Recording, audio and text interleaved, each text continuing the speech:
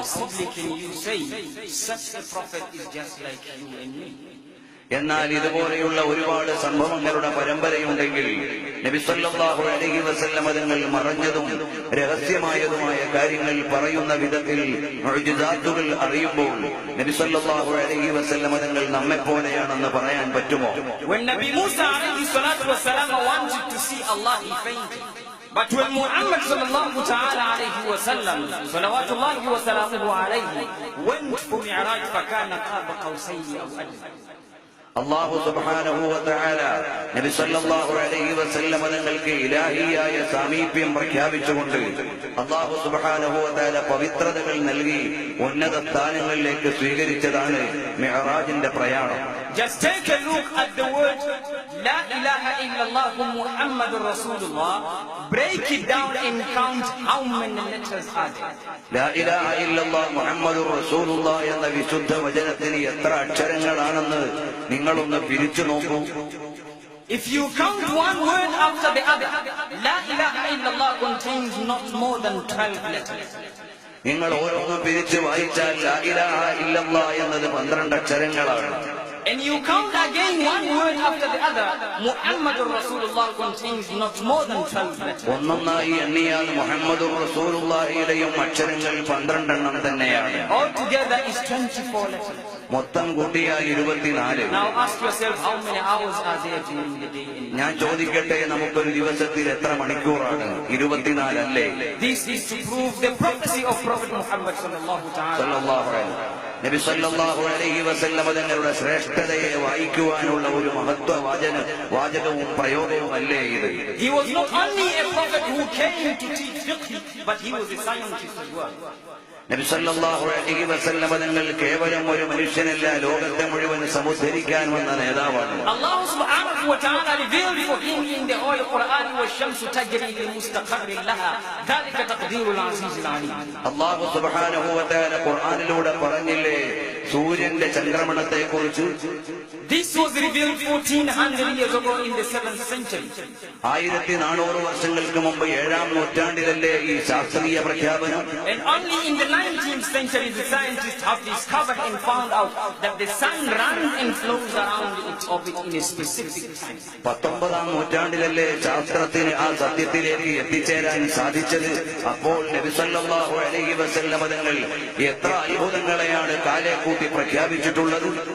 This is Muhammad sallallahu ta'ala alayhi wa sallam. ഈ നബി സല്ലല്ലാഹു അലൈഹി വസല്ലം തങ്ങൾ ഒരിക്കലും സാധാരണ വ്യക്തിയാകാൻ പറ്റില്ല. How possibly can you say he is just like you and I? എന്നാൽ ഞാൻ ചോദിക്കട്ടെ, ഇങ്ങനെയുള്ള നബി സല്ലല്ലാഹു അലൈഹി വസല്ലം തങ്ങളെ സാധാരണ വ്യക്തിയാണെന്ന് പറയാൻ പറ്റുമോ? And the verse that is being used to prove their evidence is Qul innama ana basharun mithlukum. ചില ആളുകൾ ഇന്നമാ അന ബശറും മിഥ്ലുക്കും എന്നതെടുത്തുകൊണ്ട് പ്രമാണമാക്കാറുണ്ട് നബി തങ്ങൾ സാധാരണ വ്യക്തിയാണെന്ന് പറയാം. They turn upside down the kalam of Allah subhanahu wa ta'ala to suit their meaning. അവർ ആ പരിശുദ്ധമായ സൂക്തിയുടെ ആശയത്തെ, അർത്ഥത്തെ അവർ വ്യംഗ്യമായി പ്രയോഗിക്കുകയാണ്. But let us look at the verse itself. What does it say? എന്നാൽ നമുക്കതിന്റെ തുടർവാചകങ്ങളെയും അതിന്റെ ആശയങ്ങളെയും ഒന്ന് പരിശോധിച്ചു നോക്കിയാലോ? Yes, Allah subhanahu wa ta'ala told his Rasul to say, "Qul innama ana basharun mithlukum."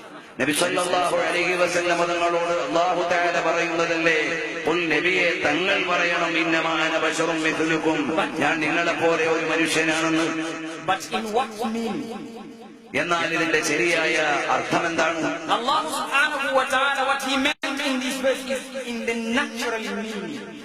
അല്ലാഹു സുബ്ഹാനഹു വ തആല അതിന്റെ ഒരു പ്രകൃതിപരമായ സൂചനയിലേക്ക്, അർത്ഥത്തിലേക്ക് പറയുമ്പോൾ only in the scientifically and genetically physical form. എന്നാൽ അതിന് സാങ്കേതികമായും അതുപോലെ തന്നെ ശാസ്ത്രീയമായും ഓരോ വിഷയത്തിന്റെയും സാങ്കേതികാടിസ്ഥാനത്തിലും ഈ പദങ്ങൾക്ക് അർത്ഥങ്ങളുണ്ട്. Because he was born like a human. നബി സല്ലല്ലാഹു അലൈഹി വസല്ലം തങ്ങൾ ഒരു മനുഷ്യനെ പോലെയാണ് ജനിച്ചത് എന്നതിൽ തർക്കമില്ല. But let us look at another example.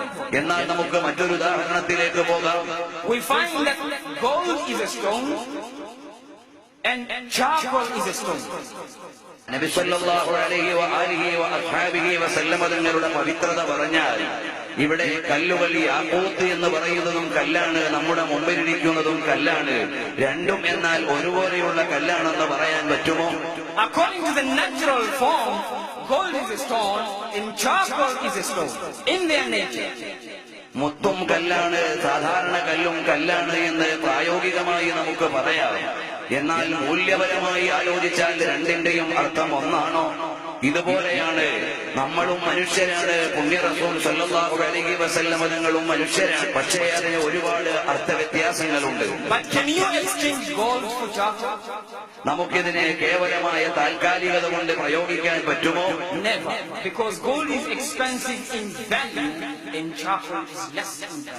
അതുപോലെ തന്നെ സ്വർണത്തിന്റെയും ഇരുമ്പിന്റെയും രണ്ട് ലോഹങ്ങളുടെയും വില പരിശോധിച്ചു നോക്കിയാൽ അമൂല്യമായ ലോഹമാണ് സ്വർണം.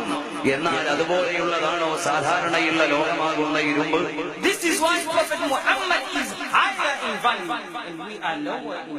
നമ്മളെല്ലാവരും മാനുഷികതയുടെ താഴേക്കിടയിൽ കിടക്കുന്നവരും നബി സല്ലല്ലാഹു അലൈഹി വസല്ലം തങ്ങൾ അത്യുന്നതങ്ങളിലെ പ്രവാചക ശ്രേഷ്ഠരുമാണ്. എന്നാൽ ഈ ഒരു കേവലമായ പ്രയോഗം കൊണ്ട് അങ്ങനെ പറയാൻ പറ്റുമോ? നമ്മളെപ്പോലെയുള്ളവരാണ് തിരുനബിതങ്ങളെന്ന്? എന്റെ പ്രിയപ്പെട്ട മുസ്ലിം സഹോദരങ്ങളെ, എന്റെ ഇന്ത്യയിലെ വിശിഷ്യ കേരളത്തിലെ സുന്നത്തു ജമാഅത്തിന്റെ സഹോദരങ്ങളെ,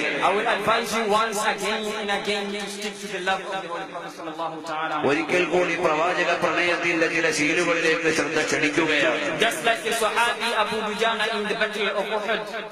നബി സല്ലല്ലാഹു അലൈഹി വസല്ലം തങ്ങളുടെ പ്രിയപ്പെട്ട സ്വഹാബി അബൂ ദുജാന റളിയല്ലാഹു അൻഹു ഉഹദിന്റെ രണഭൂമിയിൽ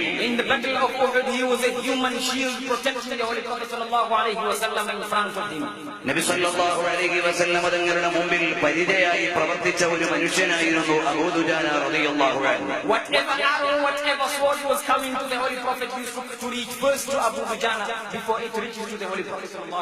നബി സല്ലല്ലാഹു അലൈഹി വസല്ലം തങ്ങളിലേക്ക് ആഞ്ഞുവരുന്ന ശരങ്ങളെ സ്വന്തം ശരീരം കൊണ്ട് തടുത്ത മഹാനാണ് അബൂ ദുജാന റളിയല്ലാഹു അൻഹു.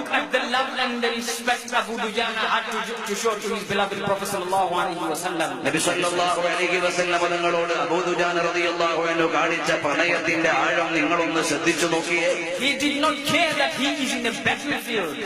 നബി സല്ലല്ലാഹു അലൈഹി വസല്ലം തങ്ങളുടെ മുമ്പിൽ പരിചയായി നിൽക്കുമ്പോൾ പടക്കളത്തിലാണെന്ന ബോധം പോലും സ്വന്തം ശരീരത്തിന്റെ വേദനയെക്കുറിച്ച് ചിന്തിച്ചപ്പോൾ ഉണ്ടായില്ല. അബൂ ദുജാന റളിയല്ലാഹു അൻഹു did not worry that he is fighting in a battlefield. ഞാനൊരു യുദ്ധക്കളത്തിലാണ്, എന്റെ ശരീരത്തിന്റെ ശ്രദ്ധ എന്നത് നബി സല്ലല്ലാഹു അലൈഹി വസല്ലം തങ്ങളുടെ ജീവരക്ഷയ്ക്ക് വേണ്ടി അല്ലെങ്കിൽ അവിടുത്തെ സംരക്ഷണത്തിൽ നിൽക്കുന്ന സമയത്തുണ്ടായിരുന്നില്ല. He realized that yes, I am protecting the Holy Prophet standing in front of him, but my back is towards the face of the Holy Prophet, and this is not respect. എന്റെ ശരീരത്തിൽ എന്ത് സംഭവിച്ചാലും നബി സല്ലല്ലാഹു അലൈഹി വസല്ലം തങ്ങൾക്കൊന്നും ഉണ്ടാകരുതെന്ന സ്നേഹവും പ്രണയവും ആയിരുന്നു അവിടുത്തേത്.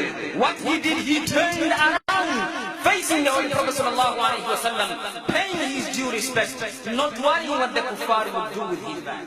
നബി സല്ലല്ലാഹു അലൈഹി വസല്ലം തങ്ങൾക്ക് മുമ്പിൽ പരിചയായി നിൽക്കുമ്പോൾ റസൂലുള്ളാഹി സല്ലല്ലാഹു അലൈഹി വസല്ലം തങ്ങളുടെ ചുറ്റും അഭിമുഖമായി നിന്നുകൊണ്ട് കറങ്ങുകയായിരുന്നു. പുറംഭാഗം പരിചയാകുമ്പോഴും തിരുനബി സല്ലല്ലാഹു അലൈഹി വസല്ലം തങ്ങളെ പിന്നിൽ നിർത്തുന്ന അല്ലെങ്കിൽ പിൻഭാഗത്ത് വരിക എന്ന ഒരു അദബുകേട്, ഒരു മര്യാദക്കേട് ഉണ്ടാകരുതെന്ന ശ്രദ്ധ കൂടിയപ്പോൾ ഉണ്ടായിരുന്നു. നബി സല്ലല്ലാഹു അലൈഹി വസല്ലം തങ്ങളോടുള്ള പ്രണയത്തിന്റെയും ആദരവിന്റെയും ചരിത്ര ശകലമല്ലേ ഇത്? In conclusion, വാക്കുകൾ ഉപസംഹരിക്കുകയാണ്. I remember in the year 2001 when we were in Mozambique making the da'wah work.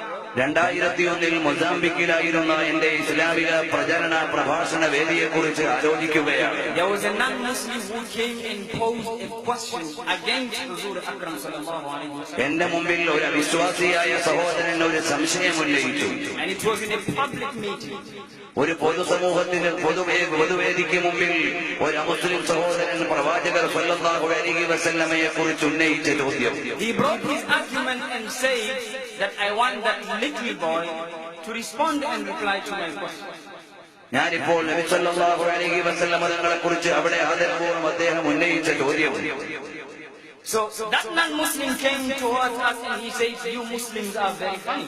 He said, you Muslims are very funny. Why? Because you believe in Muhammad sallallahu ta'ala alayhi wa sallam, and yet Muhammad is dead. We don't believe in Muhammad because Muhammad is dead and he cannot give us survival. He cannot give us salvation. We believe in the one that went up to the sky. He is still alive. He is heavier in status than you, Muhammad. നബി സല്ലല്ലാഹു അലൈഹി വസല്ലം തങ്ങൾ ലോകത്തോട് വഫാത്തായി പോയ പ്രവാചകനാണ്. ആ പ്രവാചകർ സല്ലല്ലാഹു അലൈഹി വസല്ലം തങ്ങൾക്ക് വഫാത്തിനു ശേഷം യഥാർത്ഥത്തിൽ മരണാവസ്ഥയിൽ സഹായിക്കാൻ കഴിയാത്ത വിധത്തിലുള്ള പ്രവാചകരെയല്ലേ നിങ്ങൾ വിശ്വസിക്കുന്നത്? എന്നാൽ ഞങ്ങൾ ഇപ്പോഴും ഉന്നത ലോകത്തേക്ക് ഉയർത്തപ്പെട്ട് ജീവിക്കുന്ന പ്രവാചകനെയാണ് വിശ്വസിക്കുന്നത്. I said, my brother, before we go into the verses, let us look at common and clear example. എന്നാൽ ഞാൻ അവരോട് പറഞ്ഞത് ഒരു സാധാരണ ഉദാഹരണം ഉന്നയിച്ചുകൊണ്ടുള്ള മറുപടിയാണ്. What we are actually looking for here is who is heavier in status to Allah subhanahu wa ta'ala. അല്ലാഹു സുബ്ഹാനഹു വ തആലയിൽ നമ്മൾ എന്താണ് യഥാർത്ഥത്തിൽ പ്രതീക്ഷിക്കുന്നത്? I asked him, do you know a scale? And he said yes. നിങ്ങളുടെ കയ്യിൽ ഒരു വിഷയത്തെ അളക്കാനുള്ള സ്കെയില് അളവുകോല് എന്താണ്? I asked him, what is the main purpose of scale? And he said, it's to measure between two things, what is heavier and what is lighter. എന്നാൽ ഈ വിഷയത്തെ അളക്കുവാൻ നിങ്ങളുടെ പക്കലുള്ള ഒരു സ്കെയില് അത് കേവലമായ ഒരു താൽക്കാലിക മാനദണ്ഡം മാത്രം വെച്ചുകൊണ്ടാണോ നിങ്ങൾ ഒരു വിഷയത്തെ അളക്കുന്നത്? നിങ്ങളുടെ കയ്യിൽ ഈ വിഷയത്തെ